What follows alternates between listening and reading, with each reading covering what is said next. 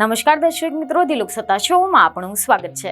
દુનિયાભરમાં લગ્નને લઈને અલગ અલગ રિવાજો છે, અલગ અલગ પરંપરાઓ છે. એક તરફ તો જ્યાં સમાજમાં દરેક જગ્યાએ સંબંધોની પવિત્રતાની ચર્ચા થતી હોય છે, ત્યાં જ બીજી તરફ વિશ્વના અનેક એવા સમાજો છે કે જેમાં પિતરાઈ ભાઈ બહેનો વચ્ચે લગ્ન થવા એ સામાન્ય પ્રથા છે. પરંતુ શું તમે જાણો છો કે જો માતા પિતા નજીકના સગા હોય તો તેના કારણે બાળકોના જન્મ સમયે એક દુર્લભ બીમારી પણ ખૂબ જ ફેલાય છે.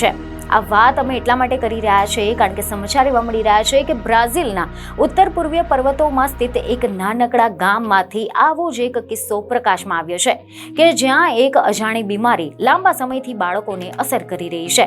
અને અહીંયા થયેલા એક અભ્યાસમાં માત્ર આ રોગનું કારણ જ શોધી કાઢવામાં આવ્યું નથી, પરંતુ વિશ્વભરના લોકોનું ધ્યાન પણ આ અજાણ્યા સત્ય તરફ દોરવામાં આવ્યું છે.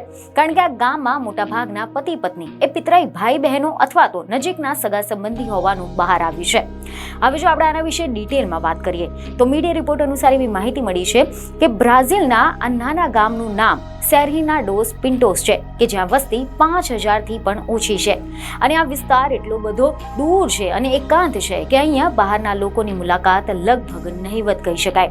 અને વર્ષોથી અહીંયાના બાળકો ચાલવાની ક્ષમતા ગુમાવી રહ્યા હતા અને ગામના લોકોએ તેને એક સામાન્ય રોગ સમજીને અવગણ્યું હતું. પરંતુ લગભગ 20 વર્ષ પહેલા જીવવિજ્ઞાની સિલ્વાના સાન્તોસ નામના એક વૈજ્ઞાનિકે આ ગામની મુલાકાત લીધી હતી અને ખબર એવી મળી રહી છે કે અહીંયા જઈને તેમણે જોયું કે ગામમાં લગભગ 30% પતિ પત્ની સગા હતા. મોટાભાગે પિતરાઈ ભાઈ બહેન અથવા તો મામાના ભાઈ બહેન હતા. અને આ જ કારણ છે કે અહીંના બાળકોમાં સ્પેસ્ટિક પેરાપ્લેજિયા ટાઈપ 35 જેવો રોગ જોવા મળ્યો છે, જેમાં સામાન્ય રીતે સ્પોન સિન્ડ્રોમ તરીકે ઓળખવામાં આવે છે. આ એક દુર્લભ આનુવંશિક ન્યુરોલોજીકલ રોગ છે જેમાં બાળકો ધીમે ધીમે ચાલવાની ક્ષમતા ગુમાવી દે છે. તેના લક્ષણો સામાન્ય રીતે બાળપણમાં દેખાઈ આવે છે અને ઉંમરની સાથે વધુ ગંભીર બનતા હોય છે. આ રોગ ત્યારે થાય છે કે જ્યારે બંને માતા પિતામાં સમાન પરિવર્તન મ્યુટેટેડ જોવા મળતા હોય છે.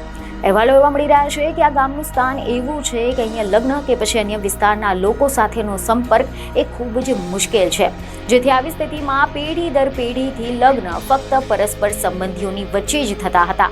અને આ જ કારણ છે કે આગામી પેઢીમાં પણ આ જ આનુવંશિક વિકૃતિઓ ચાલુ રહી શકે છે. જો કે આ રોગનો કોઈ કાયમી ઇલાજ નથી, પરંતુ તેમ છતાં પણ સિલ્વાના સાન્તોસના પ્રયોગથી આ રોગને વૈશ્વિક સ્તરે માન્યતા મળી છે. સૌથી મહત્વની બાબત એ છે કે આવી પરિસ્થિતિને ટાળવા માટે જનની માહિતી અને લગ્ન પહેલાના કાઉન્સેલિંગ જેવી પહેલ કરવી જોઈએ. બીજને ખબરો સાથે ફરી મળીશું. ધન્યવાદ.